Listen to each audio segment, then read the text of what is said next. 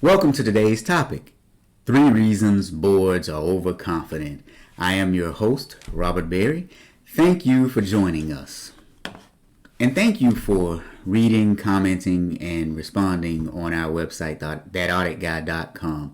Over the years, we've received millions of page views from auditors worldwide.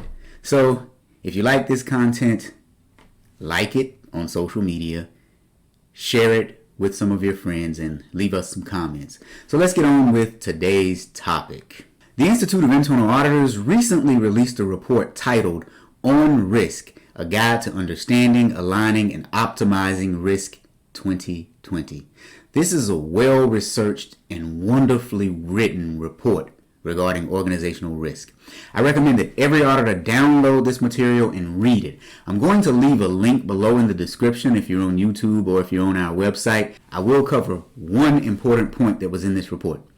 Within this, the IA surveyed board members, executive management, and chief audit executives across multiple categories. And across those multiple categories, the board had more confidence in management's ability to manage the risk in the organization than management themselves did, and they had more confidence than the chief audit executives had. Before we dive into the topic, let's talk about a board's responsibilities. According to the Stanford Graduate School of Business Corporate Governance Research Initiative, the board has a dual mandate: advisory and oversight. The advisory role is to consult with management regarding strategic and operational direction of the company. Oversight is to monitor company performance and reduce agency cost. Now that's a tall order for someone who is not an employee and a permanent fixture in the organization, but that is exactly why they are board members, to provide some sort of independent oversight. Historically, the threshold for holding board members personally accountable when things go awry in organizations has been very high, but according to a recent article in Forbes magazine, that may be about to change. In his new article titled New Pressure on Corporate Directors to Recognize Red Flags, Michael Peregrini discussed recent developments that may affect board culpability. As I said earlier, historically, the threshold for holding board members accountable was fairly high. A board member had to have knowledge of a weakness in the internal control environment that caused whatever happened to happen. Michael noted that there were 2 recent cases in Delaware that have lowered the standard for board culpability. The fact that a compliance plan was actually in place wasn't enough to provide a defense for the board. The courts focused more on the quality of the plan and on the quality of the board's attentiveness, respectively. Now, Michael says that that's both new and disturbing. So as you can see, the title of this, Boards Being Overconfident, came directly from a report from the Institute of Internal Auditors. At the same time, boards are being held more accountable. Let's talk about 3 reasons why boards are overconfident. They have meaningful relationships with management, there's a lack of stats, and there's positive press. On the surface, these seem like positive things, and they are. But bear with me while I tell you a story. I was having a conversation with my friend John the other night about his son, Dave. Dave is in the 8th grade, and he is a straight A student. School always came easy for him. John brags about Dave and his performance in school, so much so that he said that he stopped checking Dave's homework a long time ago. As I said earlier, Dave was a straight A student. That is, until the most recent semester.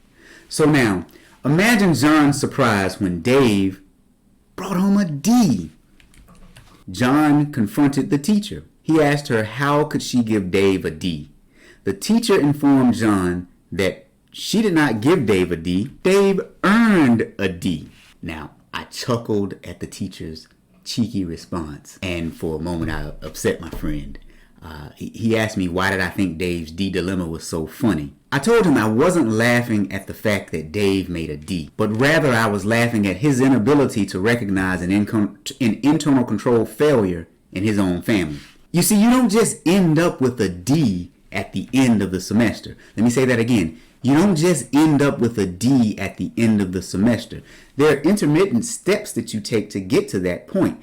There are quizzes and tests and projects that you have to do during the semester that lead up to you getting a grade, whatever that grade might be. So here's what really happened. When John was doing his risk assessment for life, you see, he openly admitted that he did not actively follow up on a key risk and performance indicator for Dave's grades, those intermittent tests and quizzes. And this was due to Dave's past performance.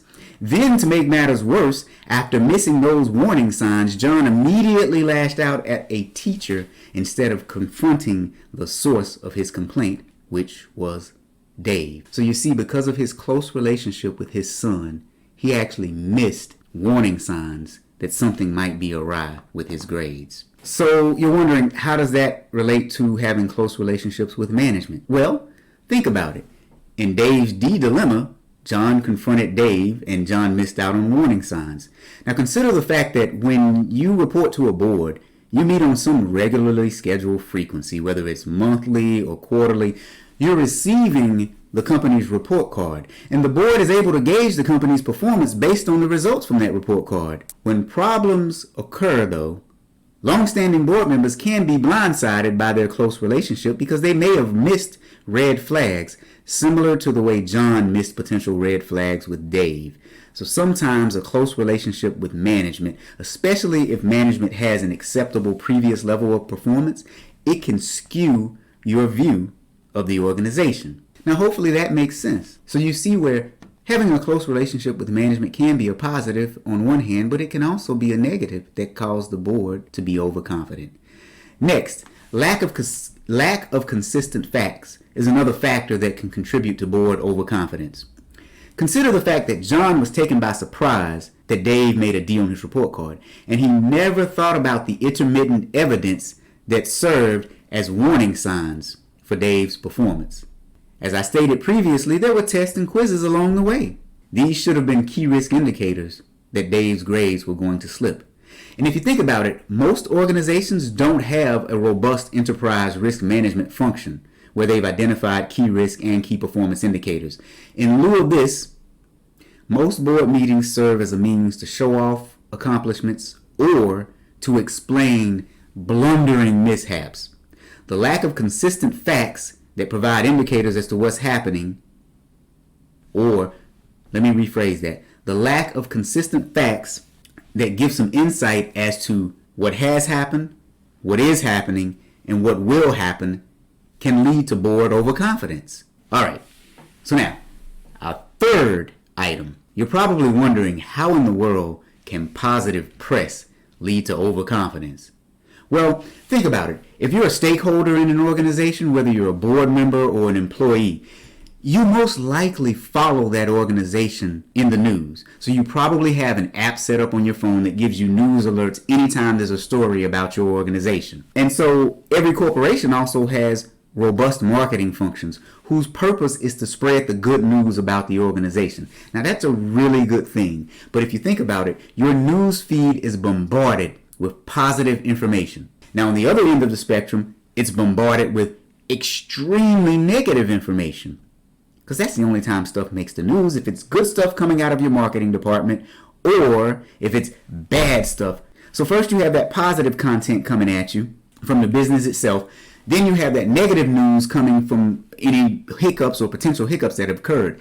Now imagine being a board member and being bombarded with all of this information. It creates an upbeat outlook because the good is probably going to outweigh the bad unless you're going through something. So as a board member, that can skew your view. So again, 3 reasons why boards are overconfident. A meaningful relationship with management might make you miss out on what's really happening.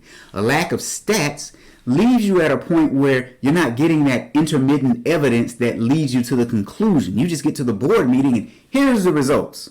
And then positive press can skew your view of the organization. If you liked this presentation, again, like it, share it, comment. If you want CPEs, yes, you can get CPEs for simply watching a video of little old me. If you want to get CPEs, what do? Some call them micro credits, others call them nano credits. So how do you get your credit? Go to our website at auditguy.com. Find this course in the store, register for it, you'll need to put in a username and password or set up one, and when you do, you just have access to the course. Watch this video, but if you've gotten to this point in it, you probably already have watched it. Answer the quiz questions and score 100%. You have to score a perfect score. There's at minimum 2. At maximum, who knows, but the minimum you have to have is 2, so we'll probably stick to the minimum. And print your certificate, but no worries if you didn't print it. We keep it in our system for you, so you can log back in, go to your profile, print your certificate at any point in time. 3 reasons boards are overconfident. Hopefully you enjoyed this content. Again, thank you for taking the time out of your day to watch me, and have a great day.